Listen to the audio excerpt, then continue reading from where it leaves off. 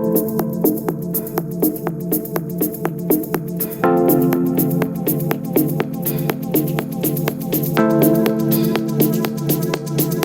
and gentlemen, welcome to another episode of CoinNewsExtra interview session. So today we'll be talking about blockchain for grassroots impact. So we'll be talking about how blockchain is playing a role in the blockchain, in the grassroots, most especially when it comes to finance.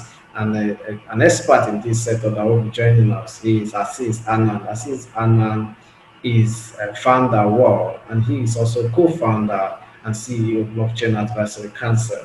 Ashish, you're welcome to CoinNewsExtra. Thanks a lot, Lee, for the introduction. Thanks a lot for having me here today. I'm really thankful to Coin News Extra for giving us the platform to talk about how blockchain can be helpful for people at the grassroots level, how it can help in um, what is our goal, as well as the goal of most of the humanity is to eradicate poverty. Thank you very much. It's our pleasure to have you. So, when you have a personality like you joining us and talk about an interesting topic, we really appreciate that. So, before we go straight to what we have for today, just a brief about yourself. Sure. Hi, everyone. I'm Ashish Anand. I'm co-founder of Whrrl, as Lee mentioned earlier. I also was co-founder and CEO of Blockchain Advisory Council, a 100 plus advisory advisors platform for blockchain, operating only in blockchain and crypto technologies. I'm a chartered accountant, certified public accountant, which you in most of the part you will simply known as accountant of the world. So I did that 15 years back. I have spent more than 15 years in debt syndication for small and marginal enterprises, and that's my specialization. I have brought the same thing here when we have created Whrrl with the major objective of helping increase farmers' income in a country like India as well as in other emerging countries. Justin, thank you very much. So, you have a very big wealth of knowledge in the financial sector, and also you've been able to interact with the grassroots. So, you'll be able to know what are some of the challenges facing grassroots when it comes to finance. See, thanks a lot. Uh, when we talk about grassroots, there are several problems. The, the centralized finance, the traditional finance world is based on if you have money, you will get more money from the finances. If you have a good income, if you have a good asset base, you will get further loan from the banks. The problem with grassroots is, first of all, they don't have income. Secondly, if they have income, it's informal income, so there is no track record of that. Third part of that, they don't have asset ownership, or the value of that asset ownership is very, very low. In those cases, it becomes very difficult for any lender to lend based upon the traditional practices to lend to such entities. And that is what we believe is the failing of centralized banking system, wherein more than 2 billion people of across the globe are yet unbanked. And even when we talk about bank people at grassroots, their only relationship with banking is making small deposits in the bank. So that way there is a huge, more than 50% of the population is really untouched by financial products in real sense. And that, in my opinion, is the major problem which we are facing in centralized finance world. When we talk about providing financial services to grassroots people, grassroots people like farmers, people like very small micro merchants, with grassroots people like artisans in villages. There is no economic system which can really support this particular 40% to 50% of the population of the world. Interesting what the grassroots is going through when it comes to finance, and we have many emerging technologies coming to play a role in doing this. What do you think, talking about technology playing a role in solving some of these challenges? What's your opinion on how blockchain can play a role in solving some of these challenges? Certainly, technology has to play a large role. and it has played to a certain extent. In last few years, we have seen certain fintechs across the globe who are working towards people at the grassroots level. Mobile technology has been a very good enabler into that aspect. Blockchain has a lot of role to play in certain areas where we see that what, in my opinion, the major role of blockchain is to remove the intermediaries from the ecosystem. So I always say that disintermediation is the major goal of blockchain. And if we are able to achieve that, what we are able to do that we are able to connect finance to people directly. We are able to reduce the transaction cost. We are able to ensure that the money reaches to the grassroots level without much intervention, without much cost. So certain areas, for example, I will talk about remittance. Everyone talks about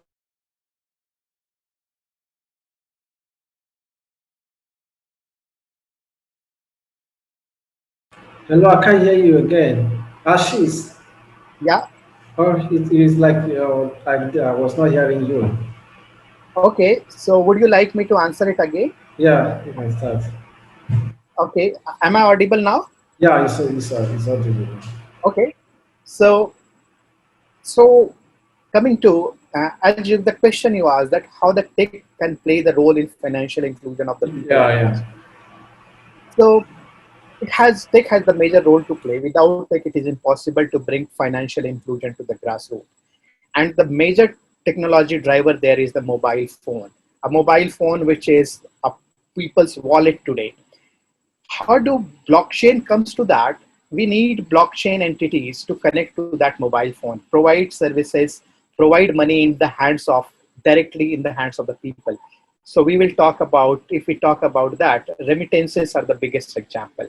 Similarly, remittances in cryptocurrency will be one of the biggest way to bring these people to financial inclusion without banks network, without bringing banks into picture, who are the major cost drivers for this.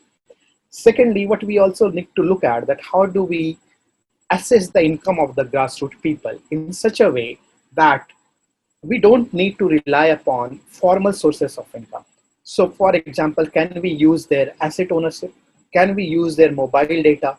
How and where they are spending their time?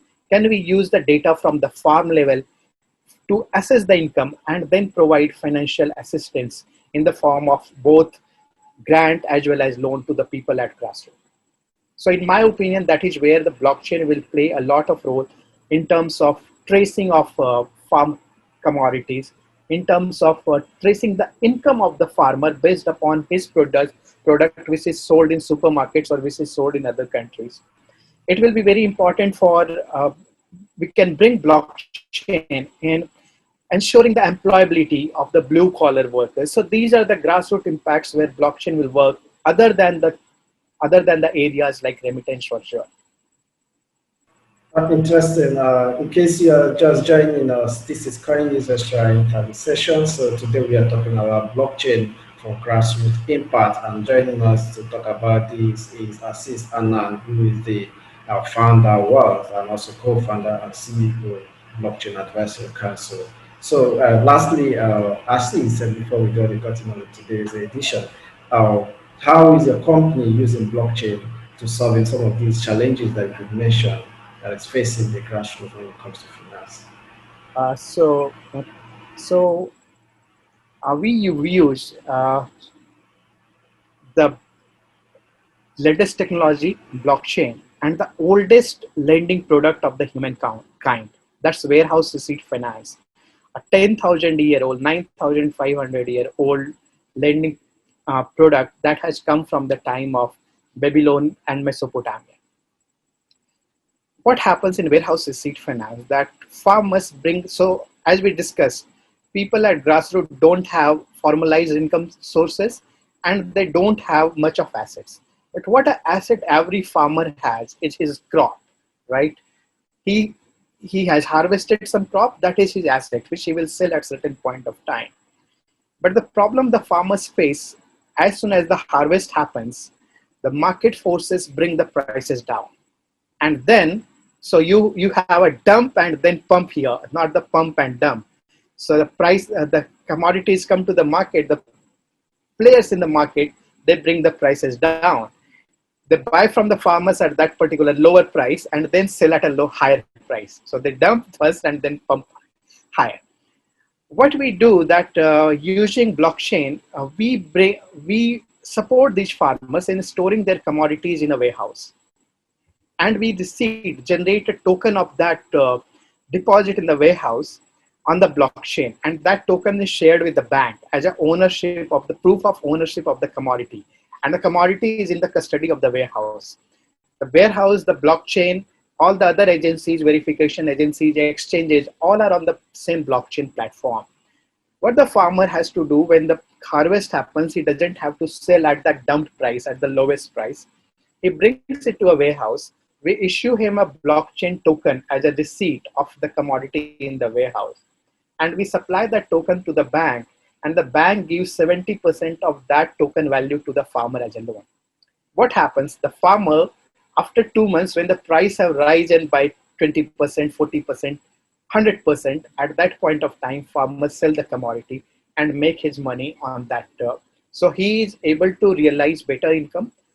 In India, we have seen that prices of the commodities by adopting warehouse receipt finance goes up by 25 to 40%. In Africa, in Kenya, the farmers earn 300% higher income by adoption of warehouse receipt finance. However, the farmers were not getting this in India. We have seen that they don't get in Africa as well. By bringing technology now in real time, within a few minutes of making deposit in the warehouse, the banks are able to lend to these farmers today. So that is where we are using blockchain to facilitate lending against the warehouse receipts of the farmers. We also have plans to bring the same technology to the decentralized world, wherein we would like to bring these real life assets, these real life commodity tokens on the on a decentralized platform, wherein anyone across the globe will be able to lend to these farmers against their commodities, and this help them into the financial inclusion aspect. We have already issued more than $400 million of tokenized commodities on our platforms so far. And we started digital lending. Before that, the commodities were being tokenized, but lending was offline. But 2 months back, we have started digital lending, and we have already done more than 1 million of online loans to such farmers as well. So this is what we are doing at work. Thank you very much. You people are doing amazingly well. Thank you very much, Ashish Anand, for joining us today on CoinNewsExtra interview. Thanks a lot, Lee. Thanks Coin News Extra as well. Have a nice evening. Bye-bye.